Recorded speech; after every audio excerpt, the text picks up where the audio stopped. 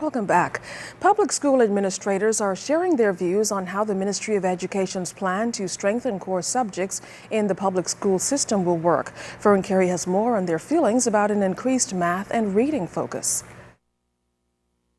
The increased focus on mathematics and English in public schools is expected to begin once the new school year opens September 3rd, with students in grades 1 through 3 participating in the program.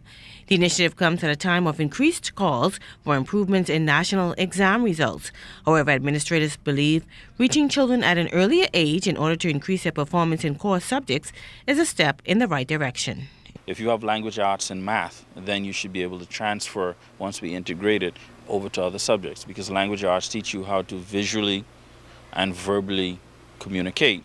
Math teaches you how to think and move logically, and you can apply that to any and every subject, because you have to comprehend what you're saying and then you have to apply the logic to it, and that's where the math and English foundations come in.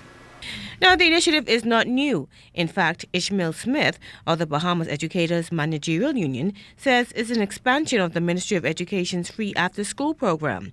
As a result, he says no additional staff will be needed once the program gets underway in September, and school hours won't be extended.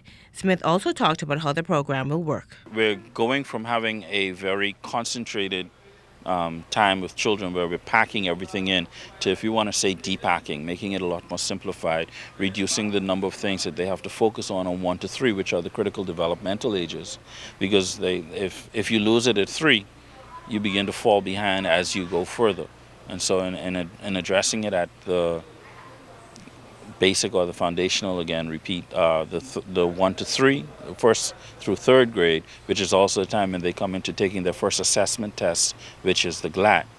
Efforts will also be made to measure the performance of participating students. We're going to look at the number of students who are performing at, above, or below their current level. At first, we're going to look at movement, and then we're going to look at how big that movement is. But the primary focus is to move from where you are closer to where we want you to be. And so when we look at how effective the strategies are, we will have to look at how many students have moved, how far they've moved, in which area they've moved, so then we can go back and refine the strategies and the techniques that we're using. Now, although this new initiative will come on stream next month, Smith cautions that marked improvements in math and English probably won't be seen until the next 5 to 8 years. Fern Carey, ZNS News. The Ministry of Education, Science and Technology announced yesterday that the Bahamas National Scholarship Program has been modified in order to address national goals.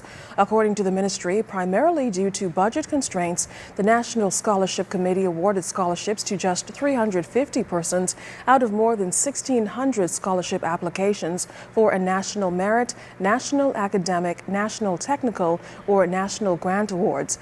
But Education Minister Jerome Fitzgerald said the ministry will provide awards to over 600 young people pursuing technical, nursing, and other disciplines at the College of the Bahamas. The Education Minister noted that the committee was mandated to observe the following criteria in the process, which is as follows. Selections must be fair and objective based on an applicant's academic performance, take into account the financial need of the applicant, give priority to areas of study that are of importance for national development of our country, and in line with the policies outlined in the government's Charter for Governance, and give priority to those wishing to pursue tertiary education at the College of the Bahamas, other local tertiary institutions, and accredited institutions in the region. Now, Minister Fitzgerald encouraged unsuccessful applicants to strongly consider the College of the Bahamas and other local and regional colleges and universities as options. He reminds that the government of the Bahamas also provides an 80% tuition subsidy to all Bahamians attending the University of the West Indies. The prosecution has opened its case against accused double murderer George Williams. Williams is on trial for shooting and killing, allegedly, Andy Weeks and Terrell Mingo in Freeport back in 2008. This is the second time Williams is being tried for the crime. Midway through the first trial back in 2010, Williams punched his attorney, prompting the judge to order a retrial be held here in the Capitol. During today's proceedings before Justice Roy Jones, the court heard that on Wednesday, April 23rd of 2008, Williams and another person shot Mingo and Weeks. Weeks died the same day and Mingo a day later. Well, it's time now for a check of your weather. And of course, Tropical Storm Isaac tops the news and weather. Hello again, Basil. Hi, Keisha. We are at the midpoint of the tropical cyclone season, and the tropics continues to heat up. Isaac is out there and could pose a threat to the southeast Bahamas on the weekend, so stay tuned. Details all coming up later in the newscast. Well, still to come in the Bahamas tonight, find out why these children are so excited. That story's after the break.